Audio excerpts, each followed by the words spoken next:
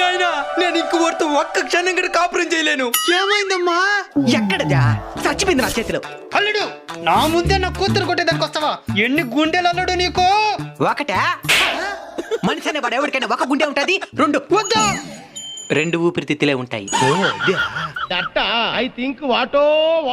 నేను విడాకులు ఇచ్చేస్తాను నాయనా. ఏం చేసినావు అల్లుడు? నేను అదే అడగతానంట్రా. ఏమి చేసినా నేను ఉండే వంటలో అస్సలు నచ్చడం లేదు మీకు. ఎందుకు నచ్చడం లేదు అల్లుడు?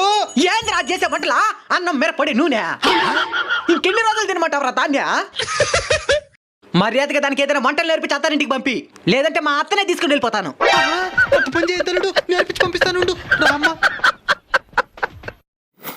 రామ్మా, నేర్పించాను అల్లుడు. ఇంకా భయంకరంగా తినచ్చు నువ్వు. ఇంతకీ ఏం వంట నేర్పించినావో? అన్నం, ఉప్పు, నీళ్లు, సద్దన్నం. ఇప్పుడే కాళ్ళు చేతులు వస్తుంటే చల్లగా సర్దేనవా?